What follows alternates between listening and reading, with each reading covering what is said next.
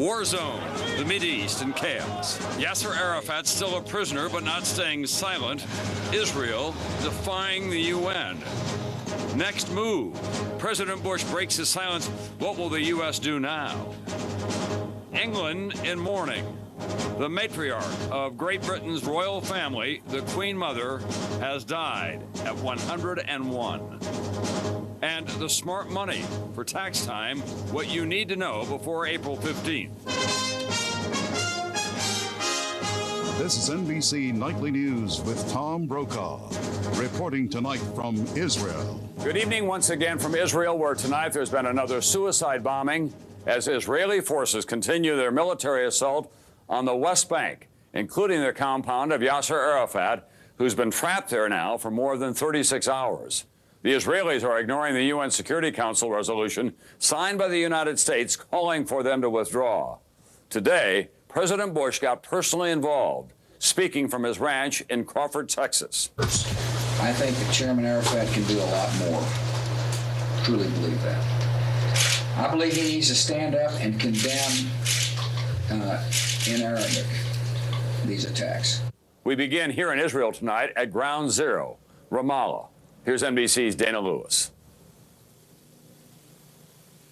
Tom, there are reports tonight that Israeli forces are demanding that the several wanted men inside Yasser Arafat's compound surrender, and Palestinians fear that the army may even attempt to storm the building. Soldiers and tanks at every corner, in control of Ramallah and the compound of Yasser Arafat. Today we found Israeli tanks inside Arafat's headquarters, constantly prowling the grounds and what's left of the outer wall. We witness ambulances also trying to get into the compound and bring out some of the wounded from the last day of fighting. This ambulance attendant, ordered out at tank point, says Israel has been slow to allow anyone to help. We've been trying to take the wounded out since last night.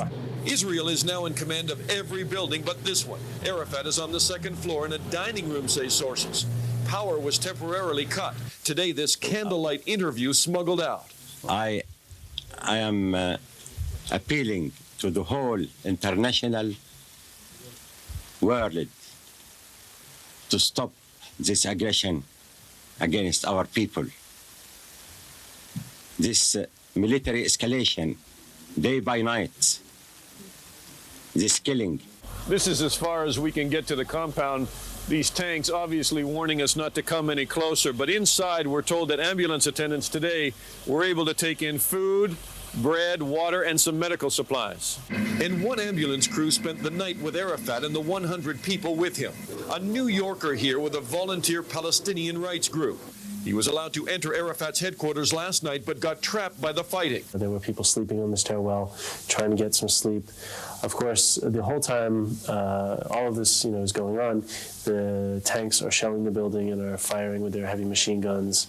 They'll shoot for probably 15, 20 minutes at a clip. Shapiro says half the men inside are Arafat's bodyguards, preparing for a last stand if necessary. Israeli forces squeezing Arafat and Ramallah itself today. Hundreds of young men aged 15 to 45 rounded up, ordered to report to this school. Tonight, running gun battles between Palestinians and Israelis, who seem only to have begun the siege of Ramallah. And Palestinians are vowing to fight on. Tonight, there's been another terror attack 30 miles to the west of here in the heart of Tel Aviv. My colleague, NBC's Keith Miller, is on the scene. I'm at the scene of the third suicide bombing in less than a week. And tonight, a radical Palestinian group with links to Yasser Arafat claimed responsibility for the bombing. The bomber, strapped with explosives, detonated at a coffee shop, killing himself and injuring more than 30 people. The explosion blew the roof off the cafe, shattered windows for a city block, and overturned sidewalk tables and chairs. We're waiting for it to happen because this is the situation now. And there will be more. I think so, yes. Another deadly incident in a war that appears to be widening. The Israeli army today expanded its occupation of Palestinian towns. Early this morning, tanks and troops moved into Bet Jala, less than a mile from the biblical town of Bethlehem. Palestinian gunmen offered no resistance. And in Hebron, troops took up positions in the town center. Some Palestinians responded with Molotov cocktails, but most of the population remained indoors. The military sweep, according to the Israeli government, has just one aim: destroy terrorism. We did it mainly because we had to fight against the terror that is killing Israelis almost every day. Hostilities also erupted on Israel's northern border. Israel bombarded suspected Hezbollah positions in Lebanon after reportedly coming under fire from the radical Islamic group. The Israeli military action appears to be just beginning. Today, 10,000 reservists got the order to mobilize to join the fight. Still, Palestinian suicide bombers are on the offensive tonight, and every city and town in the country remains on high alert. The Tel Aviv police chief here, by the way, is warning the people that they should expect more attacks. Security officials are also saying that the entire country of Israel must be prepared for further bombings. Tom? Thanks very much, NBC's Keith Miller here in Israel tonight. There was some talk of a massive Arab demonstration today, but it never materialized. Hezbollah, the radical Islamic organization based in Lebanon, shelled the northern parts of Israel, but it didn't last very long. In the old city of Jerusalem today, a small band of protesters, including members of the Israeli parliament, the Knesset, and Palestinian leaders, staged a low-key demonstration that was closely supervised by Israeli police and military forces at Jaffa Gate. I spoke with Sari Nusseibeh, a prominent Palestinian intellectual, a political moderate who is Arafat's commissioner for Jerusalem. This is not a fight, I think, between Israelis and Palestinians. It is between us, Israelis and Palestinians, who want a just peace, and those who are against it. Is it possible for these two men, representing these two sides, ever to find any common ground or compromise or a first step? You know, 20 years ago, when Sharon went after Yasser Arafat in Lebanon, he thought he'd be able to get rid of him. And 20 years later, here he is, Yasser Arafat, living within 15 miles from where Sharon himself lives. What do you say to those people who are looking in from the outside, who don't understand in any fashion the phenomenon now of the suicide bombing attacks, and say, well, Israel should have the right to in some way defend itself against that? There are far more effective ways of curbing terrorist attacks. Certainly, waging a war against an entire people and its aspirations is not the way. And what happens if the Israelis physically remove Chairman Arafat from where he is? I think they will make the whole region explode. I don't think it's in their interest to do this, unless, of course, Sharon's idea is to explode the whole region. That was Sari Nusseibeh, Yasser Arafat's personal representative in Jerusalem. Nusseibeh and almost everyone else here agrees the only force with real influence here is the United States, Israel's closest friend and a longtime broker in this region. NBC's Nora O'Donnell tonight at the White House with the Bush quandary. Nora? Good evening, Tom. Tonight, in an effort to put the diplomatic peace plan back on track, the president delivered a stern message. Palestinian leader Yasser Arafat must do more to crack down on terrorism. Today in Crawford, Texas, the president broke his silence to publicly lay blame on Arafat for failing to stop the suicide bombings. I think Mr. Arafat could have done more 3 weeks ago and can do more today. The president refused to publicly ask Israel to pull back its tanks and troops from Palestinian cities, even though the U.S. backed a UN Security Council resolution today calling for such a withdrawal. I can understand why the Israeli government takes the actions they take. Their country's under attack. The president today phoned the leaders of Egypt, Jordan, and Saudi Arabia to reaffirm his commitment to the peace process and to reiterate that U.S. Special Envoy Anthony Zinni will remain in the region to seek a ceasefire. Bush also singled out Iran for shipping arms and funding Palestinian extremists. The Iranians must step up and stop sponsoring terrorism. Tonight, even as Mr. Bush called for a peaceful solution, the president did not announce any new actions by his administration and said he has no plans to personally intervene. The president said, Arafat doesn't need a phone call from me. He just needs to do what I said. Tom. Thanks, Nora. And while that was going on here in Italy, a terror alert for several Italian cities has authorities and travelers on edge this Easter weekend. We get the latest on that now from NBC's Pat Dawson. For 3 young Americans in Italy, the talk of terror is like distant thunder, enough to make them wary, but not enough to keep them from their Easter holiday. It was a little scary, but like at home, you can't let it bring you down. You can't stop your life for a threat. The threat of an attack doesn't seem to have diminished the usual long lines of tourists in Italy this Easter weekend. At the Vatican, thousands passed through tight security to witness an ailing Pope John Paul celebrate Mass. Earlier this week, the U.S. Embassy warned 4 cities here, Florence, Verona, Milan, and Venice, could be targeted by terrorists.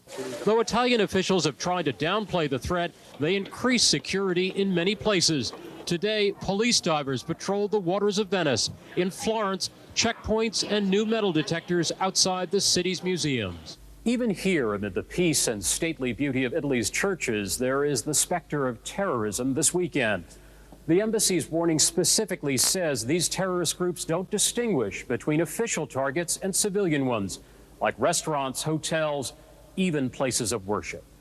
A point violently underscored by the bombing of a church in Pakistan 2 weeks ago that killed 5, including 2 Americans. Let us help them profess their... Still, at the Church of Santa Susanna, widely known as the American Parish in Rome, Father Greg Appercell says that for Americans who live abroad, caution is just part of the new reality. I also think that their faith is important and that they feel that they don't want to be held hostage and have to stay in their homes and not be able to worship. Well, I think all Americans have to really judge for themselves how much risk do they want to take.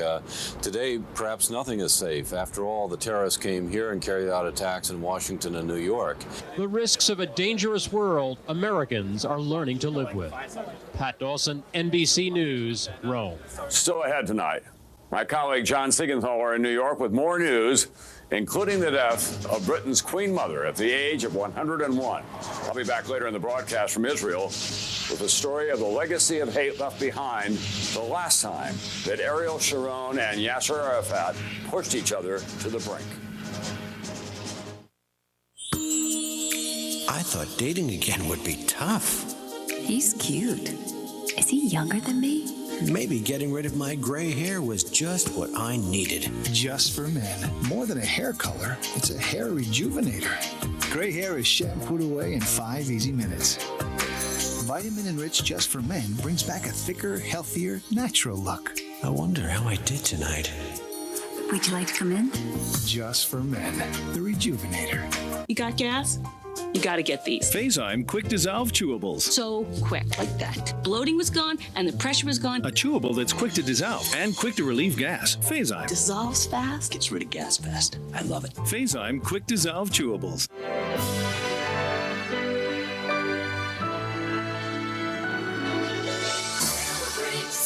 Celebrex celebrates the Olympic spirit in all of us. Ask your doctor about Celebrex, official supporter of the 2002 U.S. Olympic team.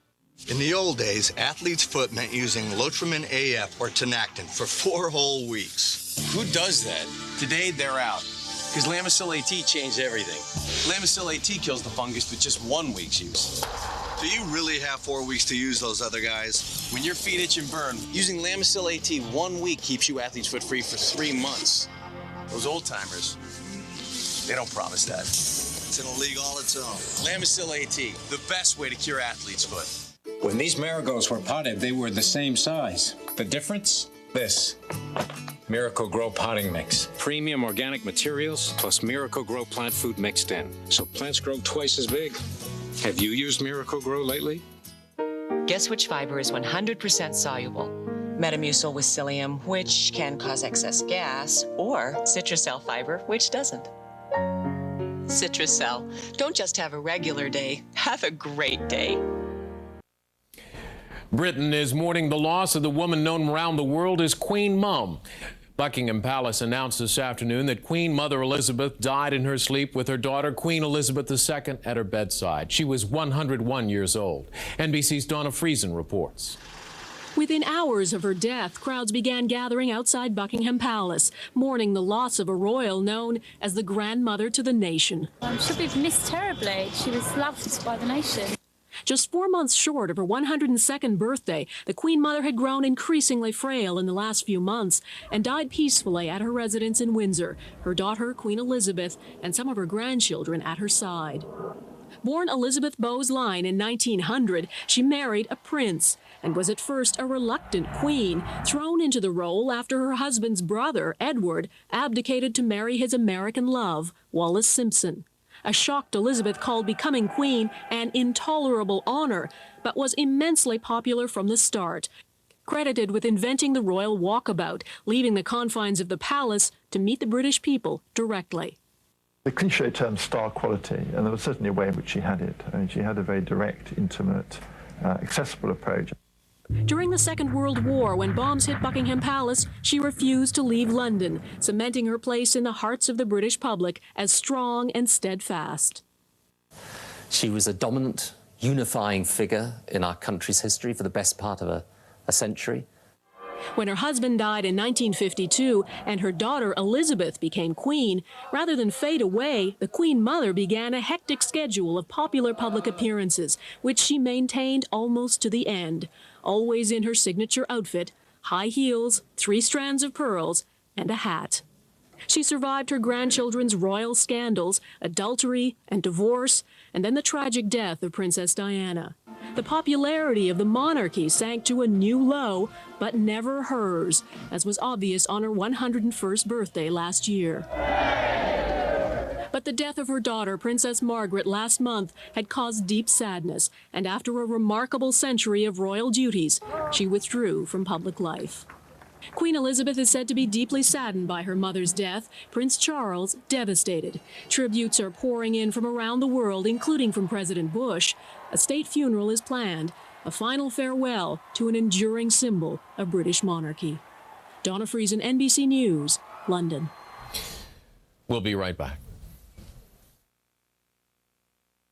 The arm's still pretty strong, but sometimes the pain is even stronger. So I beat strong pain with strong medicine. I grab control with Advil. There are a lot of pain relievers out there, but doctors know that nothing, not Tylenol, not Aleve, nothing's proven stronger or lasts longer than Advil. Taking control and beating the pain, that's the ball game. You have the strength to get rid of pain. Take control. Take Advil. I'm bubbling over with good news for people who brush their dentures. New Polident has so much more effervescent power. It gets deep in crevices to clean out odor-causing food particles your brush can miss. New Polident for better odor control.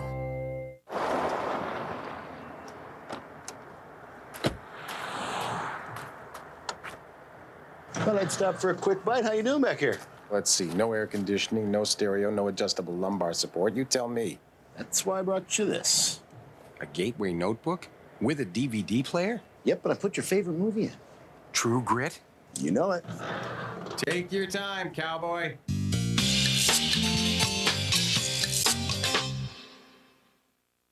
Even people who seem alike can have different nutritional needs. So there are different kinds of Ensure to help meet those needs. Ensure high calcium for bone health. Ensure high protein for muscle. Ensure Plus for energy. All complete balanced nutrition when you don't eat foods like these. And now there are delicious new Ensure nutrition and energy bars to enjoy anywhere, anytime. Choose what's best for you. Ensure to your health. Bringing together my loved ones' faces. 2 in college, 1 in braces. Holiday dishes aiming to please, but only one is hot and flaky, made with ease. Present first on the table, they're going fast. Grab one quick, they're gone in a flash. Looking around, it was all worthwhile. Leftovers, a table full of smiles. My heart to yours. In eastern Spain tonight, a race against time to rescue passengers trapped in a serious train wreck. Spanish authorities say 2 trains collided at a station about 50 miles from Barcelona. At least 3 people are confirmed dead. Scores are wounded, some of them critically. Emergency workers have to dig survivors out of the wreckage. In this country, the deadline for filing federal income tax returns is a little more than 2 weeks away. Tonight in the Smart Money Report, CNBC's Sharon Epperson has some information that could save you time and money. It's an annual ritual of procrastination. This year it's a little bit more confusing. I'm still getting all my receipts together from the previous year. Millions of Americans wait until the last minute to file their taxes. In many cases, it costs them.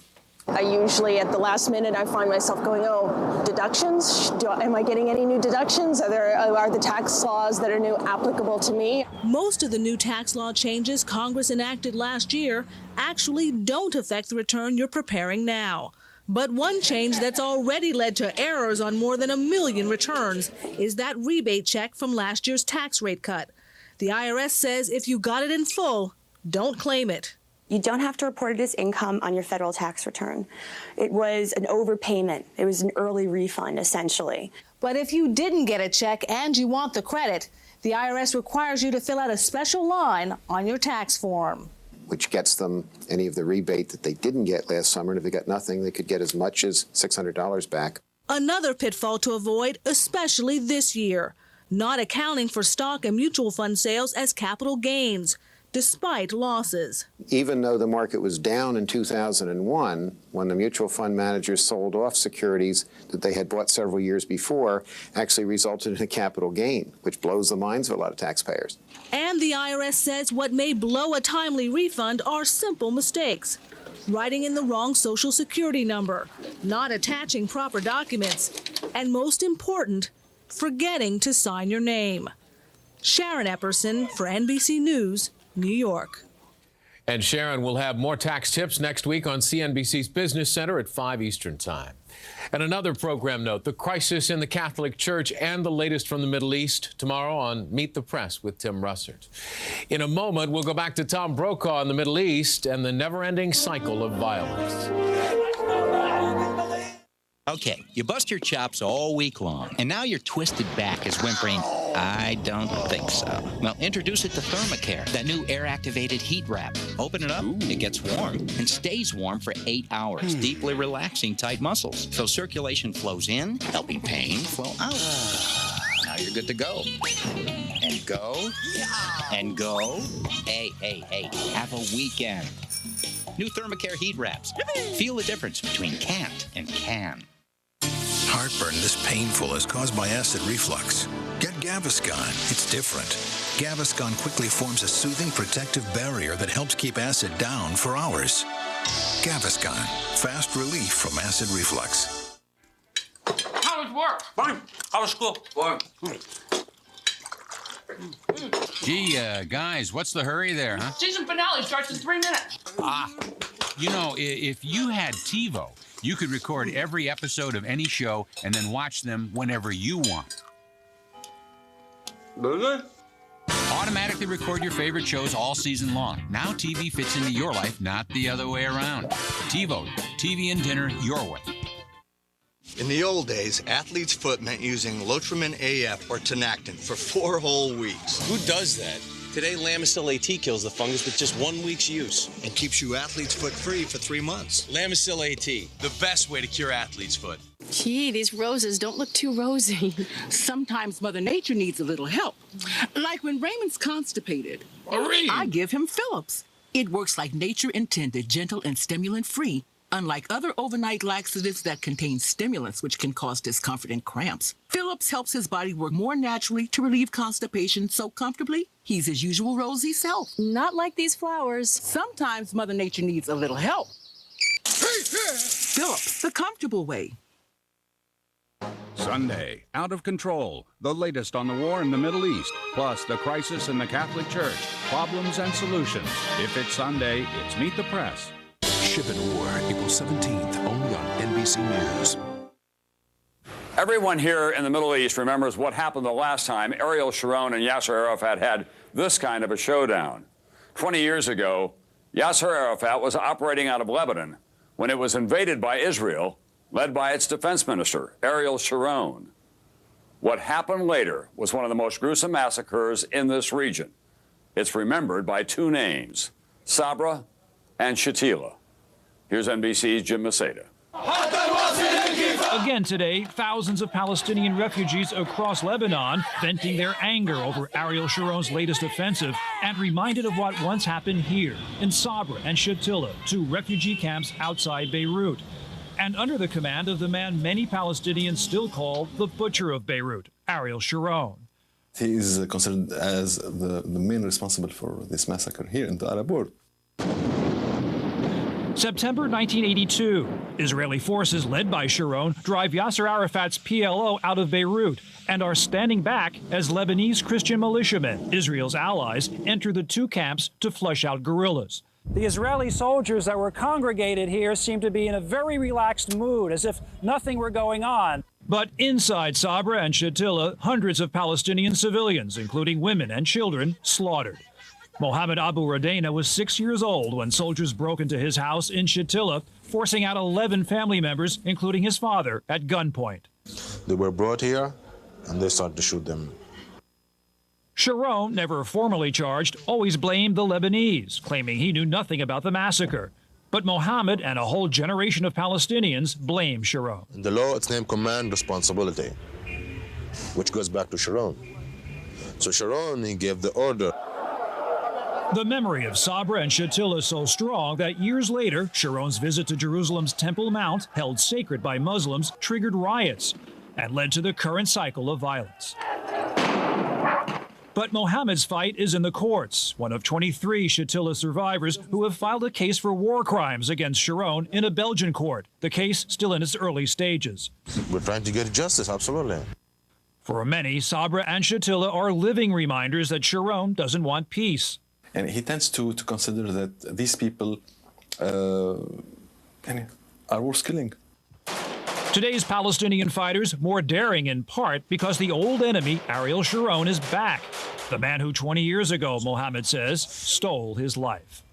Jim Maseda, NBC News, Sabra and Shatila. That's nightly news for this Saturday night from Israel.